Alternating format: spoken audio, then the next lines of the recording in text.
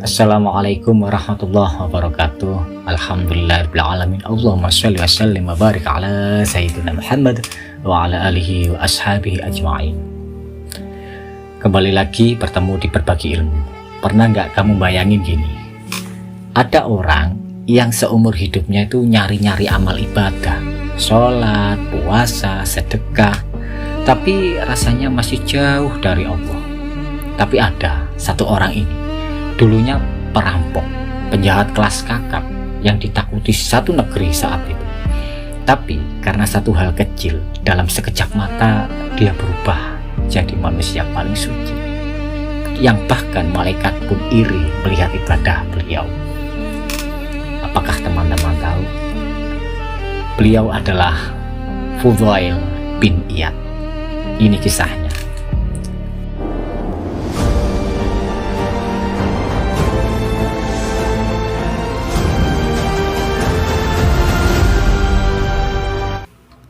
Sebelum kisah ini Berbagi Ilmu lanjutkan, teman-teman bisa berkomentar. Mau menceritakan wali siapa? Monggo berkomentar di bawah. Nggih, terima kasih. Kita lanjutkan ceritanya. Jauh di pedalaman Khurasan ada satu nama yang bikin orang merinding kalau disebut namanya. Dia adalah Fudail. Bayangin aja, dia itu bos besar perampok, punya banyak pasukan sendiri, bahkan punya markas di atas bukit. Siapapun yang lewat jalur itu, mau pedagang, mau pejabat, pasti disikat habis oleh beliau. Fudail itu tangguh, badannya kekar, berani. Orang-orang bilang dia itu iblis yang dalam wujud manusia. Tapi tahu nggak, ada keanehan dari penjahat yang satu ini. Waktu anak buahnya mau merampok, dia selalu ngingetin gini, dengar ya, ambil hartanya saja, jangan sampai ada darah yang tumpah. Dan ingat, jangan pernah sentuh wanita. Kalau ada yang melanggar, aku akan tebas dia. Gila bro, dia perampok, tapi dia punya prinsip kehormatan. Dia tega merampok harta orang, tapi dia nggak tega menyakiti hati orang. Bahkan anehnya lagi, di tengah kehidupan liar itu, Fudail tetap sholat, tetap puasa. Seolah-olah ada suara kecil di dalam dadanya yang terus bilang, kau bukan diciptakan untuk ini, Fudail. Hidupnya memang penuh kekacauan. Dia kuat menaklukkan orang lain, tapi dia lemah menghadapi dirinya sendiri. Sampai suatu malam, takdir mengubah segalanya. Ceritanya gini teman-teman. Fudail lagi jatuh cinta sama seorang wanita cantik. Malam itu Fudail ini nekat memanjat tembok rumah wanita itu, pengen ketemu dia diam-diam. Hujan deras turun, angin kencang, tapi rasa cinta itu lebih kuat, mengalahkan rasa takut.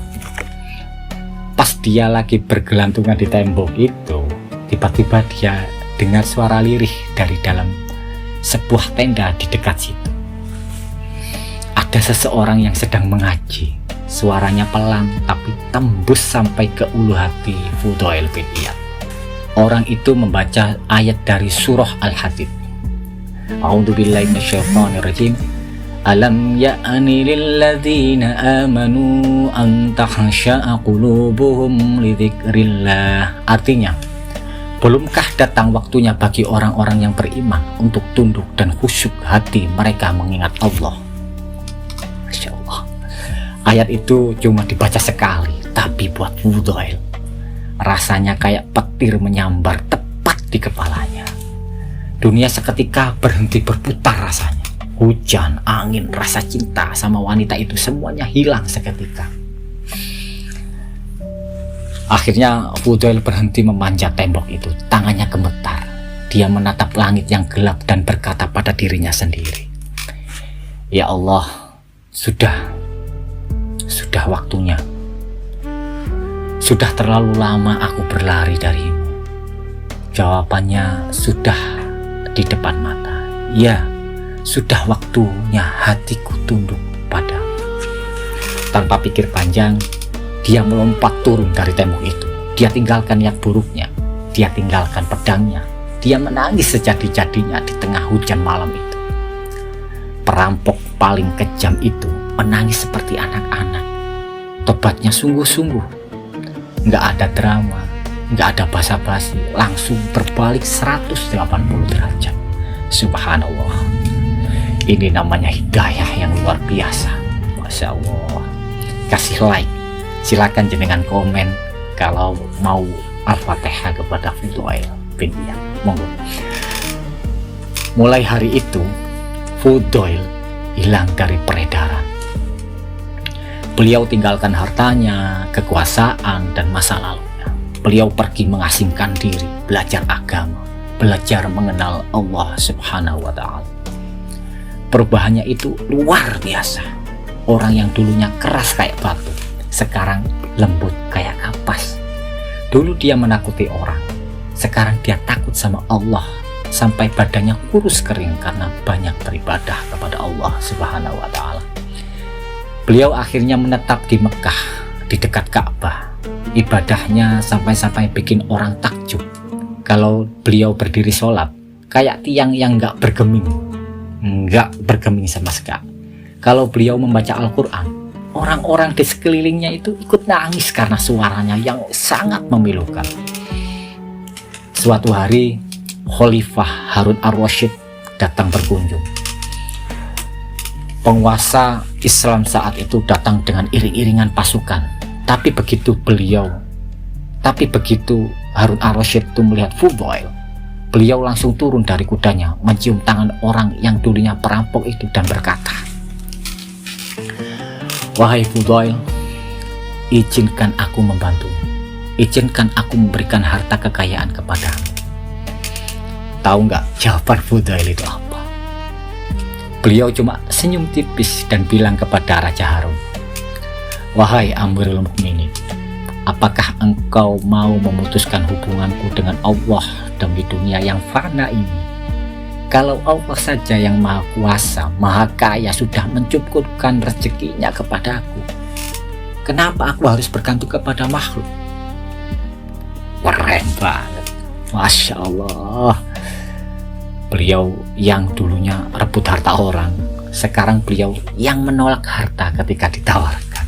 Masya Allah. Fudail bin Iyad. Fudail bin Iyad ini akhirnya menjadi salah satu guru terbesar para sufi kala itu. Bahkan Imam Abu Hanifah pun sering berkata, Fudail itu ibarat matahari bagi dunia dan gunung yang tak tergoyahkan. Ada satu kalimat beliau yang paling terkenal yang teman-teman bisa temukan sekarang. Orang yang benar itu ibarat minyak. Dia selalu tenang dan mengapung di atas air. Sedangkan orang yang batil itu ibarat buih. Dia berisik, heboh, tapi akhirnya dia tenggelam juga. Beliau mengajarkan kita bahwa nggak ada dosa yang terlalu besar buat diampun. Nggak ada masa lalu yang terlalu gelap buat diterangi. Yang penting itu niat. Satu ayat Al-Quran saja cukup untuk merubah hati seorang perampok menjadi wali. Coba bayangin, kita yang setiap hari dengar kajian, membaca Al-Quran, apa respon di hati kita? Monggo komentar. Jadi intinya gini teman-teman, jangan pernah merasa diri kita hina. Jangan pernah merasa, aku ini dosanya banyak banget, mana mungkin Allah terima aku. Coba lihat Fudail, dosa beliau setinggi gunung, tapi karena ketulusan tobatnya Allah Subhanahu wa Ta'ala angkat derajat beliau menjadi seorang wali, menjadi kekasihnya. Allah nggak melihat apa yang sudah kita lakukan di masa lalu. Allah Subhanahu wa Ta'ala melihat apa yang sedang kita lakukan sekarang dan apa yang kita cita-citakan di masa depan, teman-teman. Semoga kisah ini bisa jadi obat penenang buat hati kita yang lagi gelisah ya. Amin. Semoga kita semua termasuk orang-orang yang hatinya sudah siap untuk tunduk kepada Allah. Wallahu muwaffiq ila aqwamit thoriq. Wallahu a'lamu bishawab. Terima kasih. Wassalamualaikum warahmatullahi wabarakatuh.